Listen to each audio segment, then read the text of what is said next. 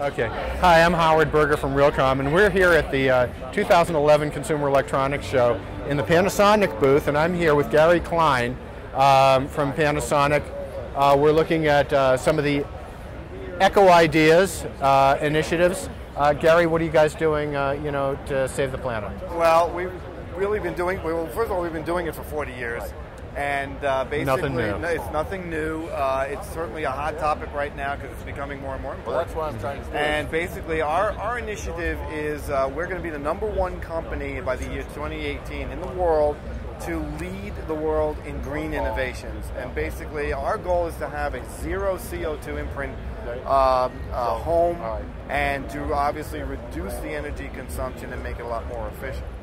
So these are initiatives that would apply in homes, in buildings, commercial buildings, and in cities. Yeah, it's residential, it's commercial, it involves utility companies because our system, when we create energy, we can create the energy, we can then save, we can store the energy, we can save it, and we can manage the energy. So if we have components, I'll get into the components in a minute, you have components throughout your home that are energy efficient components using off of solar cells, we can monitor the energy consumption there so that we can monitor how much we're creating and how much we're using. So demand response. Demand response, and then take the extra and sell it back to the utility company so that it can be redistributed. What are some of the technologies that you're showing here? Some of the technologies behind me are found in appliances around the home, washers and dryers, refrigerator. Some embedded technologies for measuring, monitoring. Oh yeah, well yeah, it's all embedded technology for the monitoring. It's an actual system that you play right through your TV, which is also Energy Star compliant. So from the appliances to your home to your car, they're lithium-ion battery cells that are modular. So if you need to store a certain amount of energy in your home, it's scalable. How many modules do you need? It's like a hard drive. How much memory do you need? So this stuff will be plug and play at some point. It'll be plug and play, and we'll have a home storage component that's modular and scalable. I noticed you have a Tesla over here. Is that now that runs on lithium-ion batteries too, doesn't it? Right. Yeah. It's going to be found in cars. It's going to be found in all kinds of transportation medium, and again, even the high-end cars like a Tesla. Beautiful.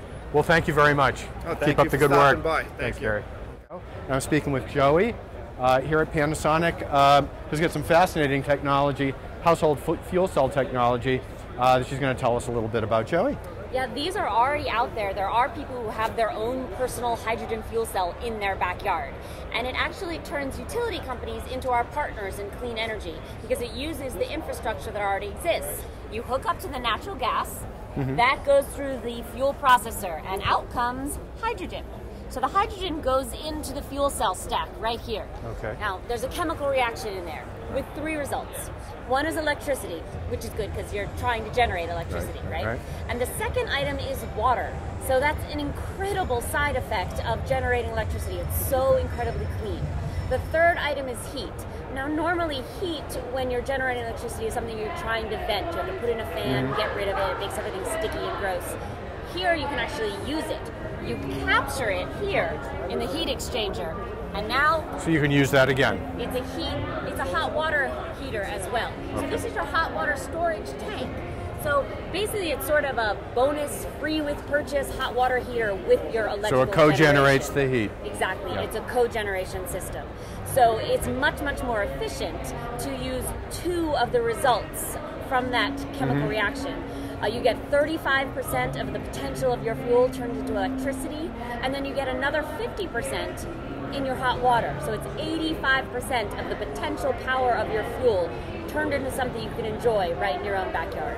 Now, if I were living on the East Coast and I decided to convert to one of these fuel cell systems, any idea, in a typical 3,000 square foot home, a couple and 3 kids, any idea how long it would take for it to pay for itself? Well, this particular one that is currently on sale is scaled for a 1,500 square foot home. Using it in your home would not be quite as efficient because it is perfectly designed. Well, let's scale back to a 1500. Okay, I don't actually know. Everything depends on the utility prices, where you live, and at the time that you install it. You are going to be using more natural gas than you used previously, but you're going to be using much less electricity. So it depends on your usage and on the relative prices. And from the way it looks now, electricity prices are going to go up. Exactly. If they actually reflect their effect on the environment and the price is true to society's price for that energy, that's going to become very expensive, and then this will really make a lot of financial But the key is it keeps us from possibly having to create new electrical power generation plants and transmission line infrastructure. When you can generate your own electricity at home, you don't have all of that transmission loss, which is a big deal. You know, it's huge. 2%, but it's enough. That's a lot. Yeah. Thank you.